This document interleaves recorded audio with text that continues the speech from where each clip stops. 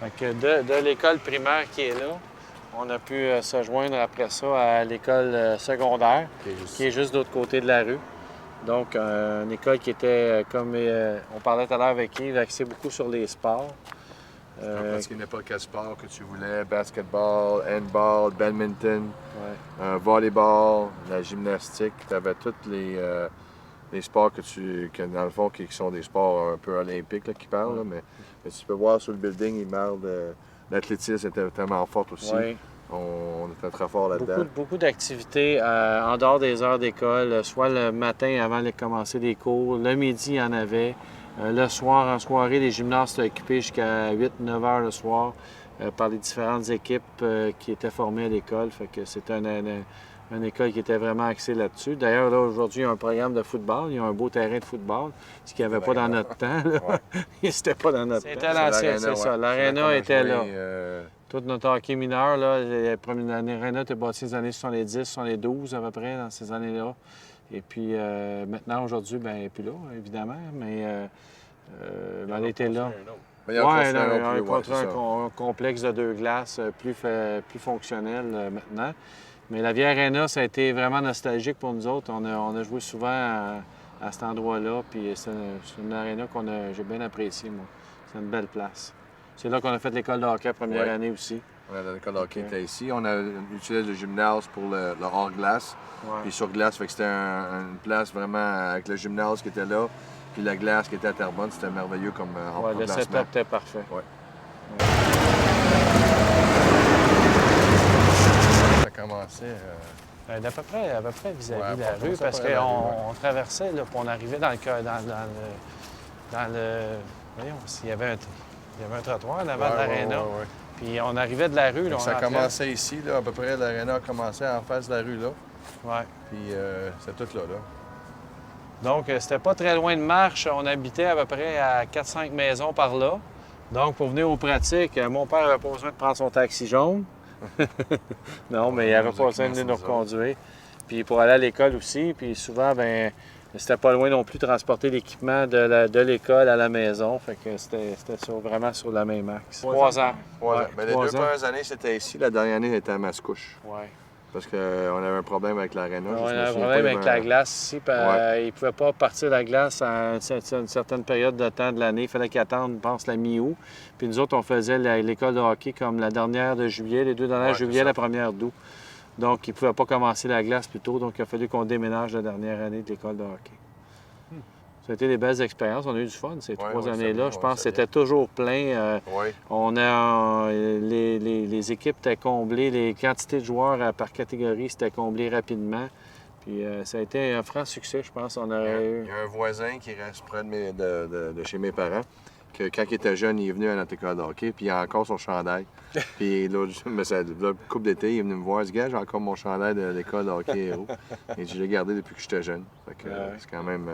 Bon, j'en rencontre encore. J'ai un confrère de travail qui est venu à mon école de hockey aussi, Patrice Sauvé, qui est au bureau. Il est venu. C'est drôle aujourd'hui de regarder ça encore. Tu sais, c'est des choses qui restent. C'était beaucoup de... Au début, c'était comme genre... Beaucoup de technique, là, de patinage, de maniement de bâton. Puis l'après-midi. l'après-midi, on revenait avec une joute. C'est un genre de... On faisait on leur montrait à patiner, le maniement de bâton. Après ça, il y avait un genre de hors-glace. On avait un dîner. C'est ça, Puis après ça, l'après-midi, mais c'était plus la joute. La joute, c'est ça. Fait qu'on mettait en pratique ce que les jeunes avaient appris le matin. On essayait de les aider par la suite, leur donner une évaluation, leur dire à quel point ils sont améliorés à travailler. À la fin de la semaine, on avait un petit quartier, un petit cartable avec les affaires qu'il fallait qu'ils travaillent, ou comment leur patinage était, leur croisement. Maniement de bâton pour Ce qui était le fun aussi, c'est à la fin des 3 semaines, on avait une grande soirée de remise de ça. Puis on invitait toujours des joueurs de la Ligue nationale à venir. On avait des contacts par notre agent, Pierre Lacroix, tout ça. Bon, on avait des contacts des joueurs, fait qu'on invitait des joueurs aussi.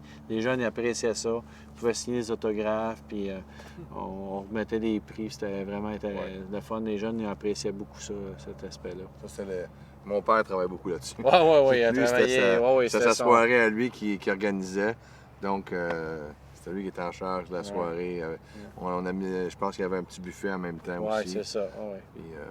Non, les parents aimaient ça. Oui, oui, ça m'a beaucoup aidé, moi, parce que c'est ça que je fais présentement. J'enseigne beaucoup.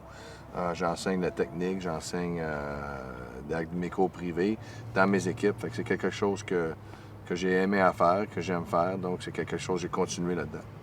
Il était un des entraîneurs, parce que ce qu'on faisait, on avait un entraîneur-chef par catégorie. On avait Pee-Wee, Bantam, Midget. On avait un entraîneur-chef par catégorie. Michel, c'était lui qui était en chef de s'occuper du Midget, de la catégorie Midget. Fait que je pense que c'est ici vraiment qu'il avait commencé son coaching. Là. Il n'avait pas commencé à coacher à l'extérieur. Il était encore actif comme joueur. Il n'avait pas pris vraiment sa retraite à ce moment-là. Fait que nous autres, tout ce qu'on faisait, c'est qu'on avait un entraîneur-chef par catégorie. Puis moi, puis Alain, on embarquait ça à l'as avec les autres. Fait que tu avais genre 3 instructeurs plus deux ou 3 jeunes qui nous aidaient. C'est ça. Fait que tu avais un entraîneur-chef, puis nous autres, on était là pour le supporter, puis de travailler avec lui. 3 ans, oui. Mais là, à un moment donné, ça demandait beaucoup de travail de mon père parce que c'est un travail, c'est pas juste 3 semaines l'été, là, c'est des inscriptions qui commencent au mois de mars, avril, à la fin de la saison de hockey. Les inscriptions rentraient, il fallait collecter l'argent pour l'école, organiser tout ça, planifier tout ça, les repas, parce que dans le forfait d'inscription, les jeunes avaient les repas d'inclus. Donc, il fallait coordonner tout ça, que le repas soit adéquat pour la semaine, etc. Donc, puis, c'est dans le temps que aussi, Alain, je pense, la dernière année, avait arrêté de jouer. Fait que là, il avait une job de 9 à 5. Fait que c'était plus dur pour lui de prendre 3 semaines de vacances. Moi, j'étais un peu parti je suis un peu plus loin. Fait que c'était comme... il y avait trop d'affaires à faire pendant l'année qu'on ne pouvait pas s'occuper parce que moi, j'étais à l'extérieur jusqu'au mois de mars, avril. Donc, ça a été beaucoup pour mon père. Puis, à un moment donné, on a décidé d'arrêter. Les 3 années, c'était trois belles années. On n'a eu aucun problème. C'était merveilleux.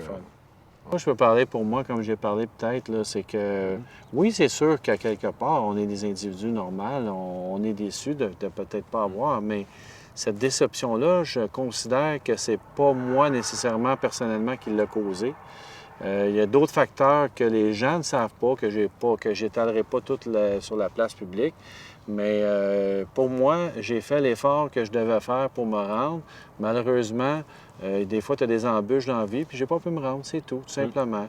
Par contre, je me dis, je me suis rendu à un niveau acceptable. J'ai vécu des expériences intéressantes face à ça. Puis je me dis, regarde, on va de l'avant, on ne s'apitoie pas là-dessus.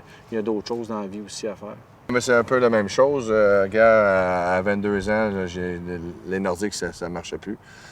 J'ai pris un petit break, puis je suis revenu encore plus fort. J'ai eu le goût de hockey encore. J'ai eu des contrats avec Saint-Louis, avec Dallas. J'ai eu des très bonnes saisons dans les mineurs en espérant peut-être d'avoir quelqu'un qui me donne une chance. Comme Alain disait, c'est des affaires qu'on n'est pas dans le bureau quand les dirigeants généraux et les coachs ils se parlent. Mais c'est quelque chose que quand même, je suis très fier de ce que j'ai fait dans ma vie. J'ai fait une belle carrière, que ce soit ici ou en Europe. J'ai quand même aimé de ma carrière, de ce que j'ai accompli dans ma vie à date. Je le dois au hockey. Fait que c'est quelque chose que j'ai tout le temps eu des bons